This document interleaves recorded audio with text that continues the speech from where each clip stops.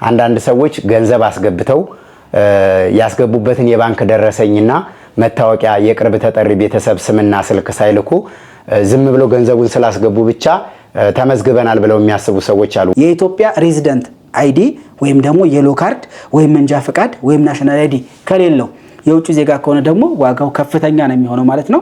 ቆይታችን አጠቃላይ 8 ቀን ነው።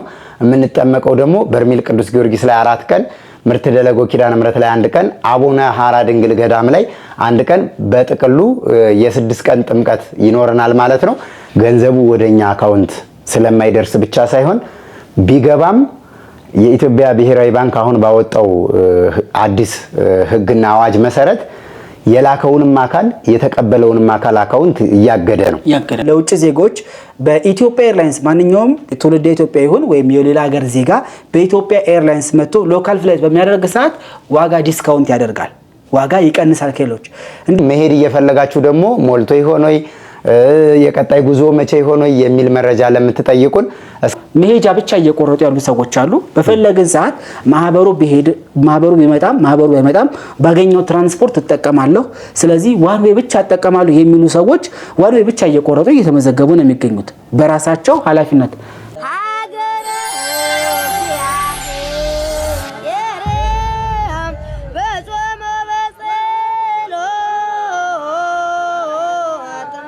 ክርስቶስ ተንሥአ እሙታን በዐቢይ ኃይሉ ሥልጣን አሰሮ ለሰይጣን አግዓዞ ለአዳም ሰላም መእዜሰ ኮነ ፍስሐ ወሰላም።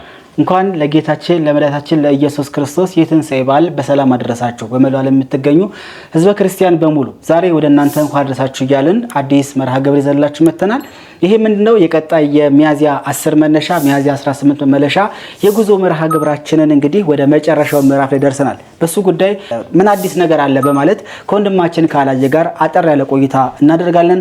እናንተ ከኛ ጋር ሆኑ። ቪዲዮ ለብዙ ሰዎች እንደርስ ደግሞ ቪዲዮውን ሼር፣ ሰብስክራይብ፣ ላይክ በማድረግ ፕሮግራሙን እንድትጀምሩ ከወዲሁ ጋበዝናችሁ። ወንድማችን አላየ በዓል እንዴት ነው? የጉዞ ዝግጅትስ በዓልን አያይዞ ምን ይመስላል? እስኪ አንዳንድ ማብራሪያ ስጠን። እግዚአብሔር ይመስገን በዓሉ አሪፍ ነው። በመላው ዓለም የምትገኙ ውድ ኦርቶዶክሳውያን ሁላችሁም በያላችሁበት ሀገር የክርስቶስ ሰላምና ፍቅር ይብዛላችሁ። እንኳን ለጌታችን ለመድኃኒታችን ለኢየሱስ ክርስቶስ የትንሣኤ በዓል በሰላም አደረሰን አደረሳችሁ ማለት እፈልጋለሁ። እንግዲህ በዓሉ አሪፍ ነው፣ እግዚአብሔር ይመስገን። የቀጣይ የሚያዝያ 10 መነሻ ሚያዝያ 18 መመለሻ ወይም ኤፕሪል 18 መነሻ ኤፕሪል 26 መመለሻ የበርሜል ቅዱስ ጊዮርጊስ እና የምርት ደለጎ ቅዱስ ኪዳነ ምሕረት የአቡነ ሐራ ድንግል ገዳም የሶስቱ በአንድነት የጉዞ መርሃ ግብራችን ጥሩ እየሄደ ነው። እንግዲህ ዛሬ የምንሰጣቸው አጠር ያለ መረጃ የሚሆነው ምንድነው? ከነገ ከሰኞ ጀምሮ ትኬት የቆረጡ ሰዎች ያልተቆረጠም ስለሚኖር አንዳንድ ሰዎች ገንዘብ አስገብተው ያስገቡበትን የባንክ ደረሰኝና መታወቂያ የቅርብ ተጠሪ ቤተሰብ ስምና ስልክ ሳይልኩ ዝም ብሎ ገንዘቡን ስላስገቡ ብቻ ተመዝግበናል ብለው የሚያስቡ ሰዎች አሉ። ወይም በመጀመሪያ የጉዞ ሙሉ መረጃ ይጠይቁን እንነግራቸውና ከዛ በኋላ በነገርናቸው መሰረት ካስገቡ በኋላ እኛን ኮንፈርም የማያደርጉን ሰዎች ይኖራሉ ማለት ነው። ስለዚህ ከነገ ከሰኞ ጀምሮ ትኬት ተቆርጦ ያልተላከላችሁ ትኬታችሁ እንዲላክላችሁ በመደወል እንዲሁም ደግሞ መታወቂያ ፓስፖርት ሊሆን ይችላል፣ ናሽናል አይዲ ሊሆን ይችላል፣ መንጃ ፍቃድ ሊሆን ይችላል ያላካችሁ ሰዎች ካስገባችሁበት የባንክ ደረሰኝ ጋር ወደኛ በመላክ ትኬታችሁ እንዲደርሳችሁና ካልተቆረጠም ደግሞ ባለን ቀሪ ጊዜ እንዲቆረጥላችሁ በዚሁ አጋጣሚ ለናንተ መልእክት ማስተላለፍ እንፈልጋለን። ገንዘብ ያላስገባችሁ መሄድ እየፈለጋችሁ ደግሞ ሞልቶ ይሆን ወይ የቀጣይ ጉዞ መቼ ይሆን ወይ የሚል መረጃ ለምትጠይቁን እስከ ሐሙስ ድረስ ምዝገባ እናካሄዳለን። የመጨረሻ ምዝገባችንን ሐሙስ ላይ እናጠናቅቃለን። እንግዲህ ሚያዝያ 6 ድረስ ትኬት እንቆርጣለን ብለን ነበር የተናገርነው እስከ ማክሰኞ ድረስ። ግን ባለን ክፍት ቦታ ሮብና ሐሙስን ጨምረን ለተከታታይ 4 የሥራ ቀናቶችን ከነገ ከሰኞ ጀምሮ የሚችሉ ቢሮ እየመጡ የማይችሉ ደግሞ እንደተለመደው በባንክ አካውንታችን እያስገቡ ቴሌግራም ላይ፣ ዋትስአፕ ላይ፣ ኢሞ ላይ መታወቂያቸውን፣ ስልክ ቁጥራቸውን፣ የሚገኙበትን አድራሻና ያስገቡበትን የባንክ ደረሰኝ ቢልኩ እየቆረጥን ወዳው በላኩልን አድራሻ መልሰን እንልክላችኋለን ማለት ነው። ትኬት ለቆረጣችሁ ለጉዞ ምን ያስፈልጋል ለምትሉ ያው እንደተለመደው ምንጣፍ፣ የሌሊት ልብስ፣ እንዲሁም ደግሞ መቀያየሪያ ልብስ ሙቀት ስለሆነ ቦታው ሴቶች ቢጃማ፣ ወንዶች ደግሞ ቁምጣ፣ ክፍት ነጠላ ጫማ እነዚህን ነገሮች በማዘጋጀት እንድትመጡ ወይም እንድትዘጋጁ ለጉዟችሁ ሻንጣ የምትለብሱት ልብስ ሻንጣ ባለማብዛት እንግዲህ ያሁኑ አጭር ጉዞ ነው። ቅዳሜ ሄደን እሁድ ነው የምንመለሰው። ቆይታችን አጠቃላይ 8 ቀን ነው። የምንጠመቀው ደግሞ በርሜል ቅዱስ ጊዮርጊስ ላይ 4 ቀን፣ ምርት ደለጎ ኪዳነ ምሕረት ላይ 1 ቀን፣ አቡነ ሐራ ድንግል ገዳም ላይ 1 ቀን፣ በጥቅሉ የ6 ቀን ጥምቀት ይኖረናል ማለት ነው። ስለዚህ ይሄ ጉዞ ልዩ ነው። ሁሉም ቦታዎች ላይ ገብተን እንደ እግዚአብሔር መልካም ፈቃድ በረከት አግኝተን እንመለሳለን። እንግዲህ ተጓዦች ለዚህ ጉዞ ቅድመ ዝግጅታችሁን ጨርሳችሁ በሚደርሳችሁ ትኬት ላይ የተጻፈውን ሰዓት በማክበር ከትኬታችሁ ላይ ከሚገለጸው ወይም ከሚጻፈው ሰዓት 2 ሰዓትና 3 ሰዓት ቀድማችሁ ኤርፖርት ላይ በመገኘት ይሄ በረራና ይሄ ጉዞ እንዳያመልጣችሁ የዚህ በረከት ተካፋይ እንድትሆኑ ከወዲሁ እንድትዘጋጁ ማሳሰብ እንወዳለን። ወንድማችን ዘማሪ ዳዊት እንግዲህ ብዙ ጊዜ ሰዎች በመዘናጋት ትኬት ያመልጣቸዋል። እንዲሁም ደግሞ የበረራ ቀን እኛን ትኬት አስተካክሉልን፣ ትኬት ቀይሩልን፣ ቦታ አመቻቹልን የሚሉ ሰዎች አሉና በዚህ ዙሪያ ደግሞ አጠር ያለ ባንተ በኩል ማብራሪያ ቢሰጥበት፣ እንዲሁም ደግሞ በውጭ ሀገር የሚኖሩ እህቶች ወንድሞች ያው የምንዛሬ ልዩነት ሲፈልጉ በሌላ በብላክ ማርኬት በኩል ገንዘብ የሚያዘዋውሩና የሚልኩ ሰዎች ስላሉ በዚህም ላይ የኢትዮጵያ ብሔራዊ ባንክ ያስቀመጠው መመሪያ አለ።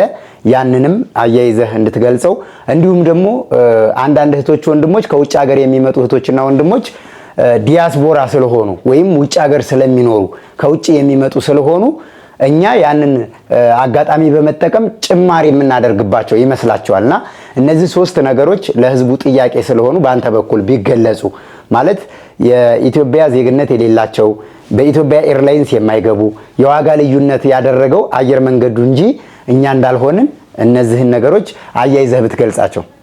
መልካም እንግዲህ የሚያዝያ 10 መነሻ ሚያዝያ 18 መነሻ ያለን የጉዞ መርሃ ግብር ላይ እንግዲህ እስካሁን የተመዘገቡ ሰዎችን ትኬት ቆርጠን ጨርሰናል። ከነገ ከሰኞ ጀምሮ ትኬታቸውን በቴሌግራም የመላክ ስራ እንሰራለን። ያልደረሳቸውም ሰዎች በቀጥታ ቅድም አንተ እንዳልከው እንዳይዘናጉና መጨረሻ ላይ ቦታ ጠፍቶ ጉዞ እንዳይሰረዝባቸው አለም ከቀዳቸው እንዳይበላሽባቸው ቅድሚያ ቢልኩና ቢያስልኩ ነው መልካም ነው።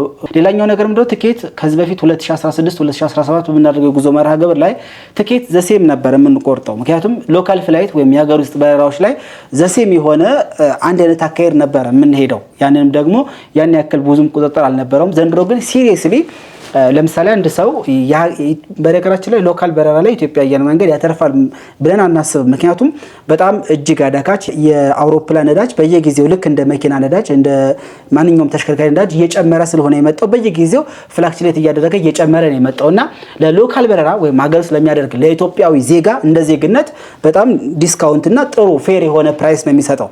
ከዛ በኋላ ግን ለውጭ ዜጎች በኢትዮጵያ ኤርላይንስ ማንኛውም ትውልደ ኢትዮጵያ ይሁን ወይም የሌላ ሀገር ዜጋ በኢትዮጵያ ኤርላይንስ መጥቶ ሎካል ፍላይት በሚያደርግ ሰዓት ዋጋ ዲስካውንት ያደርጋል፣ ዋጋ ይቀንሳል ከሌሎች። እንዲሁም ትውልደ ኢትዮጵያም ሆኖ የሌላ ሀገር ዜጋም ሆኖ ከውጭ ሀገር በሌላ ሀገር ፕሌን ከመጣ የኢትዮጵያ ሬዚደንት አይዲ ወይም ደግሞ የሎ ካርድ ወይም መንጃ ፈቃድ ወይም ናሽናል አይዲ ከሌለው የውጭ ዜጋ ከሆነ ደግሞ ዋጋው ከፍተኛ ነው የሚሆነው ማለት ነው። ስለዚህ ኢትዮጵያ ውስጥ መኖሪያ ፈቃድ ያላቸው የውጭ ዜጋ ሆነው የሎ ካርድ ካላቸው እንደ ኖርማል የኢትዮጵያ ዜጋ መጓዝ ይችላሉ። እነዛ ከሌላቸው ግን በኢትዮጵያ ኤርላይንስ ካልመጡ ዋጋው ጭማሪ ነው። እኛ የጨመረው ደግሞ እኛ አይደለንም፣ እዛው ሲስተሙ ላይ የምንቆርጠው በሲስተም ነው። ሲስተሙ ላይ ሲመርጡ 3 አማራጮች ይሰጣል። አንደኛው መታወቂያ ካለ፣ ፓስፖርት ካለ፣ የኢትዮጵያ ፓስፖርት፣ መንጃ ፈቃድ ካለ፣ መታወቂያ ካለ ፌር ፕራይስ ይላል። ሁለተኛ ከነዚህ ውስጥ ምን ዶክመንት የለኝም ነገር ግን በኢትዮጵያ አየር መንገድ መጥቻለሁ ካለ ደግሞ ሚዲየም ይሆናል። ከነዚህ ሁሉ ምንም አይነት ዶክመንት የለኝም የውጭ ዜጋ ላይ ካለ ደግሞ ከፍተኛ ዋጋ ብሎ እዛው ላይ ያሳያቸዋል ማለት ነው። ይሄንን ተረድታችሁ በዚህ መልኩ እንድትመዘገቡ ጥሪያችን እናስተላልፋለን። ሌላኛው ሰዎች አሁንም ማለት ነው መሄጃ ብቻ እየቆረጡ ያሉ ሰዎች አሉ። በፈለግን ሰዓት ማህበሩ ቢመጣም ባገኘው ትራንስፖርት እጠቀማለሁ፣ ስለዚህ ዋን ዌይ ብቻ እጠቀማለሁ የሚሉ ሰዎች ዋን ዌይ ብቻ እየቆረጡ እየተመዘገቡ ነው የሚገኙት በራሳቸው ኃላፊነት። ምክንያቱም የቀጣይ ጉዞ መርሃ ግብር ስላላወጣን ከኛ ጋር እኛ ላንመለስ እንችላለን እያለ እያሳወቁን እየተመዘገቡ ያሉ ሰዎች አሉ። ደርሶ መልስ ትሪፕም ደግሞ ከኛ ጋር አብረው ለመሄድ የተጓዙ ያሉ ሰዎች አሉ። ከባህር ዳርም ሌሎች ባህር ዳር እና አካባቢው ዙሪያ ለምሳሌ ጎንደር ልዩ በአማራ ክልል ያሉ ሰዎች ባህር ዳር መገኘት የሚችሉ ከሆነ ከባህር ዳር እስከ በርሜል ቅዱስ ጊዮርጊስ ደርሶ መልስ ያለውን ፓኬጅ እየቆረጥን እንገኛለን። ስለዚህ ከባህር ዳር ወደ በርሜል ተጉዛችሁ እዛው እስከ ባህር ዳር ድረስ የምትመለሱበት እንዲሁም ደግሞ ከአዲስ አበባ ከልዩ ክልል ከተሞች ባህር ዳር መገኘት የምትችሉም በዚህ መልኩ የጉዞ መርሃ ግብሩን እንድትመዘገቡ ከወዲሁ ጥሬን አስተላልፋለሁ።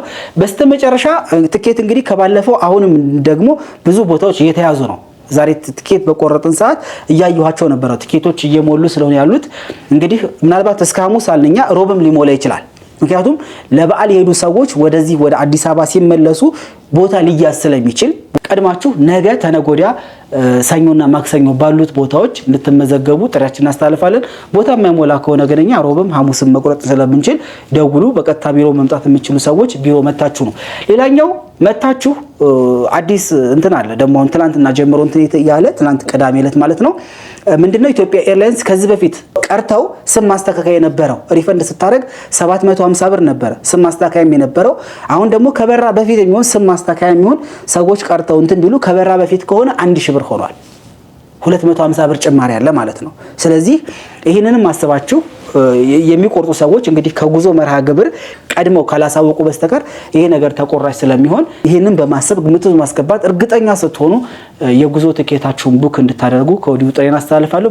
ሌላኛው የገንዘብ ማዘዋወሪያው ህጋዊ በሆነ አሁንም ማህበሩን ተጠያቂ በማያደርግ ወደ በርሜል ቅዱስ ጊዮርጊስ አስጓዡን ተጠያቂ በማያደርግ በህጋዊ መልኩ እንድትልኩ ከወዲሁ ጥሬያችንን አስተላልፋለን። እንግዲህ እኛ የማይገባን ደረሰኝ ሁሉ ይልካሉ። ስለዚህ በእነ ቦሌ አትላንቲክ፣ ዌስተርን ዩኒየን፣ ኤክስፕረስ መኒ፣ ዳሃብሺል በእነዚህ ህጋዊ ሆኑ ከመንግስት ከዚህ ከብሔራዊ ባንክ እውቅና አግኝተው እየሰሩ ያሉ የገንዘብ መላላኪያ ዘዴዎች አሉ።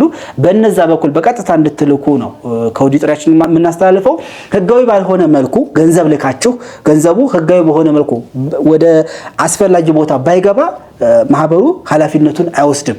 ተጠያቂ ስለማንሆንኛ ህጋዊ በሆነ መልኩ ገንዘቡ እንድታስገቡ ከወዲሁ ጥሪያችን እናስተላልፋለን። በእኔ በኩል ያሉት መረጃ ይሄን ይመስላል። እንደሚያላየ ቀረ የምትለው መልእክት ካለ በአንተ በኩል ሐሳብህን አንሳልንና ፕሮግራማችን እንጨርሳለን። እሺ፣ ባነሳቸው ሐሳቦች ላይ በድጋሚ አንዳንድ ማብራሪያ መስጠት የምፈልገው ነገር አሁን ይሄ ገንዘብ ከውጭ ሀገር ህጋዊ ባልሆኑ ገንዘብ አዘዋዋሪ አካላቶች የሚልኩ ሰዎች ገንዘቡ ወደኛ አካውንት ስለማይደርስ ብቻ ሳይሆን ቢገባም የኢትዮጵያ ብሔራዊ ባንክ አሁን ባወጣው አዲስ ህግና አዋጅ መሰረት የላከውንም አካል የተቀበለውንም አካል አካውንት እያገደ ነው።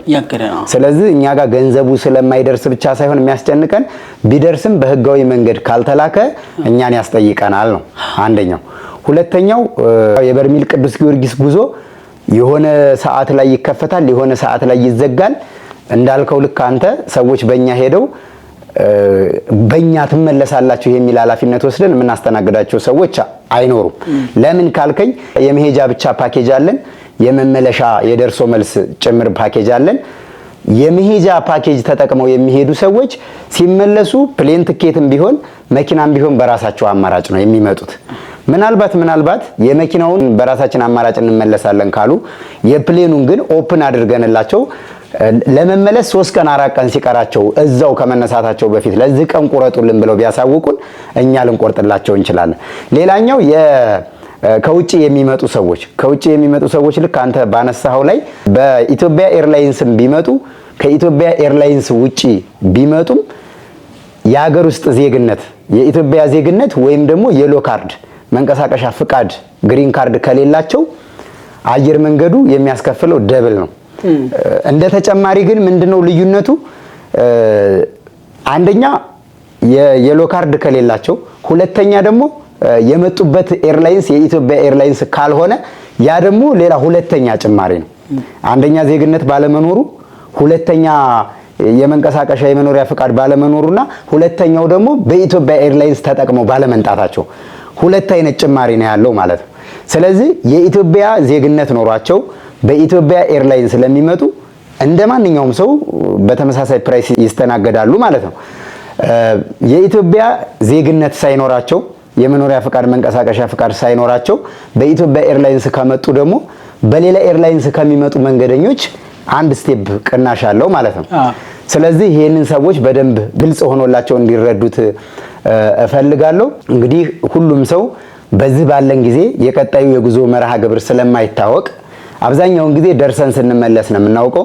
ከዚህ በፊትም 2 ጊዜ ጉዞ ሳናደርግ ነው እንግዲህ በዚህ በ2018 ዓመተ ምህረት ይሄ ለ3ኛ ዙር ጉዟችን ነው። 16 17 ጊዜ በርሜል ቅዱስ ጊዮርጊስ በ9 ወርና በ10 ወር ጊዜ ውስጥ ተጉዘን እናውቃለን። አሁን ላይ ግን በጣም ሊሚት በሆነ መንገድ ነው እየሄድን ያለ ነው። ስለዚህ ሰዎች የሚብስባቸውን መርጠው መቼም ከጤና ከስጋም ደዌ ከነፍስም ቁስል የሚብስ ነገር የለም። ዓለም ላይ ያለ ነገር በሙሉ ከነዚህ ከሁለቱ ነገሮች ከሁለቱ ጥያቄ ስለማይበልጥ አንደኛ በስጋ ደዌ የተያዙ ከስጋ ህመማቸው ለመፈወስ፣ በነፍስ ቁስል ደግሞ ነፍሳቸው የምታስጨንቃቸው የነፍሳቸውንም የስጋቸውንም ዕጣ ፈንታ ለማወቅ የሚፈልጉ ደግሞ በርሜል ቅዱስ ጊዮርጊስ መጥተው ይሄን በረከት አግኝተው ነገ ዛሬ ሳይሉ ቢመለሱ መልካም ነው እላለሁ። እንግዲህ እግዚአብሔር አምላካችን በዓሉን የፍቅር የሰላም የበረከት በዓል ያደርግላችሁ ማለት እፈልጋለሁ። 50 ፋሲካ ላይ ንስሐ መግባት ይቻላል አይቻልም የሚሉ ሰዎች አሉ። ይሄንን በምእመን በእኔና ባንተ የሚወሰን ነገር ስላልሆነ ቀኖና ስለሆነ ካህናት አባቶች የመክፈት የመዝጋት የማሰሪያና የመፍቻ ስልጣን የተሰጣቸው እነሱ ስለሆኑ ቀኖና ደግሞ ልዩ ልዩ ስለሆነ የሚሰጧቸውን እነሱ መፍትሄውን ስለሚያውቁት ካህናት አባቶች ጋር ንስሐ አባታቸው ጋር ቢነጋገሩ መልካም ነው ላለው። እዛም በርሜል ቅዱስ ጊዮርጊስ ላይ ሲሄዱ በዚሁ ልክ ነው የሚስተናገዱት። አይገባም ማናገር አይቻልም ሳይሆን ይህንን መልስ የሚሰጡት ካህናቶች ናቸው።